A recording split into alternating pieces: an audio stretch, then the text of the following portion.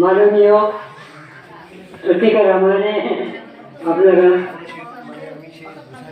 যে আমি কি ভাগ্যবান সে বলার সময় আমি পাইনি, কিন্তু এখন একটু বলে আপনাদের এই শুভ অনুষ্ঠানে মানে মর্মান্তিক হত যে মরিছাপি কাণ্ড নিয়ে যে আজ অনুষ্ঠান, সেই অনুষ্ঠানে আপনারা সাধুগুরু বৈষ্ণব সবারই আগমন, আমাকে সেখানে সভাপতিত্ব আপনারা দান করছেন, আমার বড় সৌভাগ্য। তাই আজ আমি দুটো একটা কথা বলতেছি।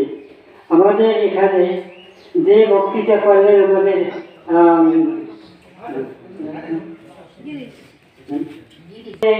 বক্তব্য করলেন, পূর্বের থেকে যে সমস্ত কথাগুলো বললেন একদম সত্য, এর তার এক ক্ষুদ্র কোনাও নাই।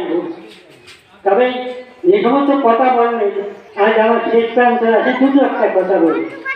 উনি একটা কথা বলেছিলেন, এই কথাটা আমি চিন্তা করলাম যে যোগের মূল্য তো অনেকে যোগের মোল্লা বলবে, সংক্ষেপে দুটো একটা কথা বলি।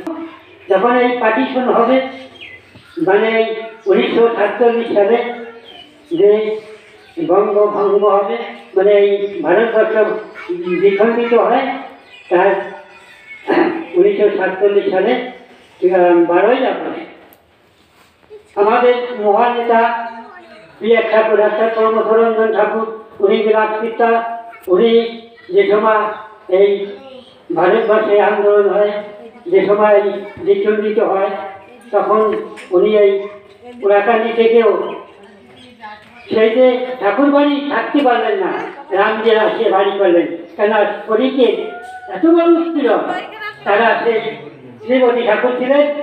এরা কিন্তু আমার ছোটবেলার কথা, তাহলে এখনই রায় করা আরম্ভ করেন, কেউ শুনল না। এই কথার বই থেকে ওই কথাটা আছে, কিন্তু আমরা তাকে সর্বশ্রেষ্ঠ শিক্ষিত করে আমার এই ছোট জাতি উদ্ধারের জন্য, শিক্ষিত করার জন্য আমরা আমার গুরুজন ঠাকুর বিরাট চেষ্টা করে আনলেন। আমরা কি তার কোনো মর্যাদা দিচ্ছি? এইভাবে আমরা দেখতেছি পদে পদেই আমাদের এই বিস্তৃতি ভাব হয়ে আসতেছে। আর এই মরিচাপির ব্যাপারটা তো ওটা সবই বললেন, আমি আরো বিশেষ কি বলবো। যাই হোক, আজকে যে এই মরিচাপি উপলক্ষে যে শোক দিবস সত্যিকার মর্মান্তিক হতো, আমরা তাই সবাই মিলে সেই মর্মান্তিক হতো যে তাদের আত্মার শান্তি পায় এই কামনা করি।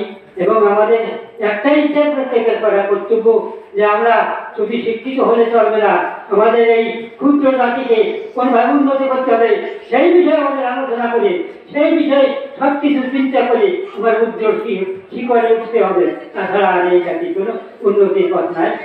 আর সত্যিকার এখন সময়ের সংক্ষেপ,